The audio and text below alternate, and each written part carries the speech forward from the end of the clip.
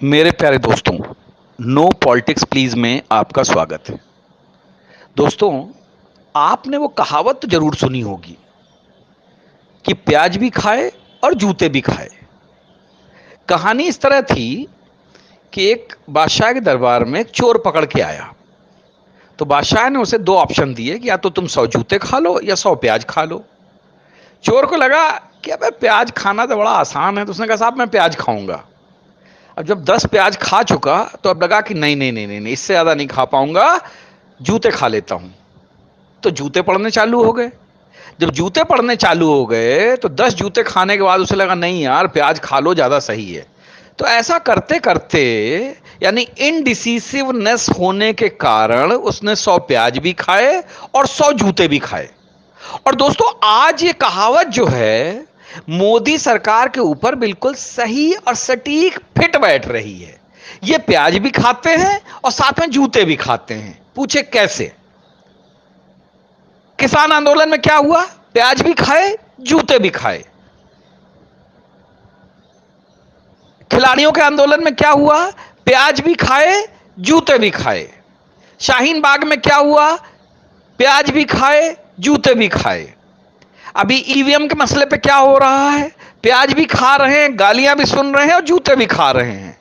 NEET में क्या हो रहा है? प्याज भी खा रहे हैं, जूते भी खा रहे हैं। अरे यार, हद दर्जे की बेशर्मी लोड़ रखी है। क्यों ऐसा कर रहे हो? ट्रेन एक्सीडेंट हुआ, वही कहानी, प्याज भी खाओ जूते भी खाओ। अरे यार, मंत्री पद इतना प्यारा है क्या?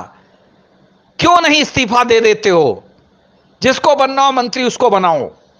नीट में अगर प्रधानमंत्री मोदी चाहते तो उसी दिन एग्जाम कैंसिल हो जाता, हफ्ते भर के अंदर दूसरा एग्जाम कराते और एक हफ्ते 15 दिन के अंदर रिजल्ट जारी कर देते। लेकिन नहीं जी, हमें तो प्याज भी खाना है, जूते भी खाने हैं। ये इन्होंने एक अपना तरीका बना लिया है। मोदी मणिपुर पर मुंह नहीं खोलेंगे, सारी दुनिया को उनको चिंता है, क्योंकि उनको प्याज भी खाने हैं, जूते भी खाने हैं। इस तरीके की नाकारापन से यह सरकार चलने वाली नहीं है। अभी यहीं पर कांग्रेस होती तो एनटीए के जो चेयरमैन थे वो अब तक जेल में होते, 2-4 हेड रोल हो गए होते और 15 दिन के अंदर नया पेपर हो जाता और सारे छात्र भी खुश, सरकार भी खुश, सारे कुछ खुश। लेकिन नहीं जी, मोदी तो नहीं बोले। मोदी तो जाके उनको इटली में जो है अपना नाम चमकाना। अरे तुमसे घर नहीं संभाल रहा है, तुम इटली क्या संभालोगे यार?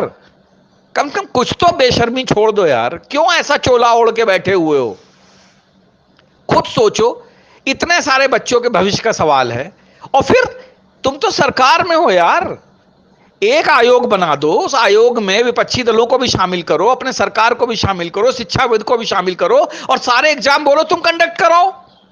जरूरी है कि तुम सांप की तरह कुंडली मार के वहीं बैठे रहो कि नहीं मैं ही करूंगा? तुमसे नहीं हो रहा, आयोग बना दो। बहुत सारी जांच आयोग बनते हैं ना, तो एग्जामिनेशन आयोग बनाने में दिक्कत क्या है? सभी दलों के सांसदों को शामिल करिए, बनाइए एक आयोग, आयोग को लेने दीजिए एग्जाम, आपको क्या तकलीफ है? लेकिन नहीं जी, हमें तो प्याज भी खाना है, जूते भी खाने हैं। भाई हद हो चुकी है यार, लोग इतनी गालियां दे रहे हैं। इवन जो बीजेपी का समर्थक है वो भी हमारे जैसा कहने पे मजबूर हो गया है कि भाई अब मोदी जी झेले नहीं जा रहे हैं, क्योंकि मोदी जी को अब झेलना जो है ना बड़ा असंभव सा लग रहा है। अरे किस टाइप के इंसान हो भाई तुम? तुम्हें हर जगह मां गंगा ने मुझे बुलाया है, मैं वाराणसी का बेटा हूं। अरे यार, तुम कहां के बेटे हो? तुम्हें हमें क्या लेना देना है भाई? इस तरीके की चवन्नी छाप बातों से अब किसी को भला नहीं लगने लगा है। अब हर आदमी सोच रहा है कि भाई कुछ बाहर निकलो इनसे बाहर। सबका साथ सबका विकास, प्याज भी खाए जूते भी खा लिए, यही तुम्हारा ये फार्मूला चल रहा है। भाई तुम नीट की परीक्षा दोबारा क्यों नहीं करवा सकते हो? तुम्हें किसने रोका हुआ है? कौन सी ऐसी शक्ति है जो तुम्हें रोक रही है? वो तो भला है कि अभी सुप्रीम कोर्ट में जो है चंद्रचूड़ साहब एक्शन में नहीं है, वरना अभी तुम्हारी खाल उतार के रख देते और चारों तरफ से गालियां सुनते। एक्शन तुम लेना नहीं चाह रहे हो क्योंकि तुम्हें सबका साथ सबका विकास चाहिए। उधर देखो, अजीत भारती ने एक बात कही, उसके अगेंस्ट में एफआईआर हो गई। राहुल गांधी दिन रात झूठ बोल रहा है, तुम्हारे अंदर हिम्मत नहीं है, दम नहीं है कि तुम राहुल गांधी के अगेंस्ट में एक एक्शन ले सको। चवन्नी छाप यूट्यूबर नेहा राठौर जैसे चंदा चोर के ऊपर गाना बना लेती हैं, तुम बैठ के लिपस्टिक लगा के बैठे हुए हो, तुम्हें जाके वहां जो है इटली में फोटो खिंचाने की जल्दी पड़ी है। आखिर ये लोग कैसे सुधारे जाएंगे? भाई तुमसे शासन क्यों नहीं चल पा रहा है? वही कांग्रेस चलाती शासन, डंडे के जोर पे चलाती है। देखे मजाल है कोई? याद है बाबा रामदेव सलवार पहन के भागे थे? है हिम्मत किसी में जो मुंह खोल लेता? सत्ता रहे चाहे जाए, इतने तो कायर मत बनो यार, इतने तो कमजोर मत बनो। हर कोई मुंह खोल के तुम्हें गालियां दे रहा है और तुम्हारे बस का कुछ नहीं है, तुम कोई एक्शन ही नहीं लेना चाहते हो।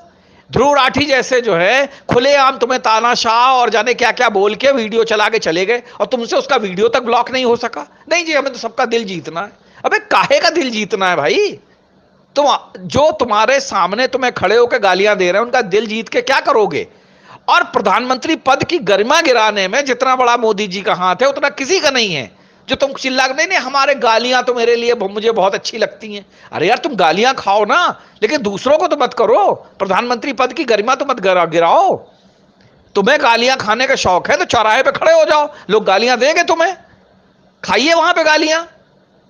लेकिन प्रधानमंत्री पद पर रहते हुए मत खाइए, उस पद की गरिमा मत गिराइए। मजाल साला, किसी में हिम्मत थी जो इंदिरा गांधी को गालियां दे ले? किसी में हिम्मत है जो उद्धव ठाकरे को गालियां दे दे, अखिलेश यादव को गाली दे दे, ममता बनर्जी को गाली दे दे? इवन छोटे मोटे आप स्वामी प्रसाद मौर्य को नहीं दे सकते हैं, लेकिन प्रधानमंत्री को गाली देना बड़ा आसान है, क्योंकि वहां पे एक ऐसा नकारा आदमी बैठा हुआ है जो कोई एक्शन नहीं लेना चाहता है। हद कर दी है यार तुमने। भाई कब तुम अपने नाम का एक रसूख का जो है पालन करोगे?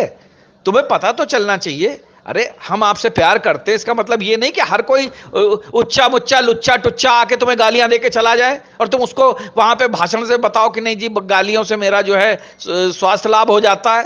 अरे कैसी बातें करते हो आप भाई?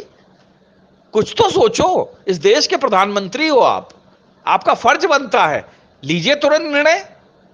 कब तक? हर आंदोलन जो है इन्होंने रबड़ की तरह इतना खींचने दिया कि जब वो जाके सिरदर्द बन गया तब जाके बीजेपी ने कोई एक्शन लिया। पता नहीं किस टाइप के, अच्छा मंत्री नेता उनको कोई मतलब नहीं है क्योंकि उनको तो सत्ता मिल गई है, अब वो बैठ के अपना पकौड़े तल रहे हैं, उनको कोई लेना देना नहीं है। हद हो रखी है भाई यार, कोई तो बोलो। आरएसएस उधर अपनी अलग पतंग उड़ा रहा है, मोहन भागवत कभी डीएनए मिलाते हैं, कभी कुछ मिलाते हैं, कभी कुछ मिलाते हैं। ये हो क्या रहा? या तो खुद को हिंदूवादी डिक्लेयर कर लो कि आरएसएस एक हिंदूवादी दल है, या फिर बोल दो कि नहीं साहब हम तो सेकुलर दल हैं और हम मतलब यही जूता और प्याज खाने के लिए पैदा हुए हैं। अरे तुमसे अच्छे तो लाख गुने एआईएमआईएम वाले हैं, all India Muslim personal law board वाले हैं। कम से कम हैं तो वो मुसलमानों के, कहते तो हैं छाती ठोक के मुसलमानों के हैं। तुमसे तो ये भी नहीं हो रहा है। तुमने राष्ट्रीय मुस्लिम मंच भी बना रखा है, फिर कहते हो कि हम राष्ट्रीय स्वयंसेवक हैं। काहे के स्वयंसेवक हो भाई? यार पार्टी तो डिसाइड कर लो तुम्हें लेफ्ट जाना है, राइट जाना है, या बीच में घंटे के तरीके से लटके रहना है। अरे हद हो रखी है भाई। इस देश का क्या हो रहा है? हजारों लाखों बच्चों का भविष्य जो है खतरे में है। तुरंत निर्णय लीजिए, इसमें इतना लंबा खींचने की जरूरत क्या है? मोदी जी कभी तो जागो। कब तक ये ड्रामा चलता रहेगा? कब तक जो है चीजों को आप बिगड़ने दोगे? नहीं जी हम तो एक्शन ले रहे हैं। अरे क्या एक्शन ले रहे हो भाई? सरकार को तुमने मजाक बना के रख दिया है। हर आदमी गालियां दे रहा है, सुन के तुम खुश हो रहे हो। हद हो गई है भाई, कुछ तो करिए। मोदी जी नहीं हो पा रहा, सत्ता छोड़िए, कोई दूसरा बैठेगा जाके।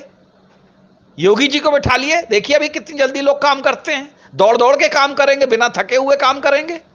बिठाइए योगी जी को, देखिए चमत्कार। फिर भाई निर्णय लेना पड़ेगा, आप इस तरीके से बच नहीं सकते। अगर आप प्रधान सेवक हो, प्रधान चौकीदार हो या प्रधानमंत्री जो भी हो, निर्णय तो लेना पड़ेगा। बिना आप अपनी जिम्मेदारियों से बच नहीं सकते। ये लच्छेदार भाषण देके या बड़ी बड़ी बकवास करके आप बच नहीं सकते हैं। इस चीज का ध्यान रखिए। जय हिंद, जय भारत।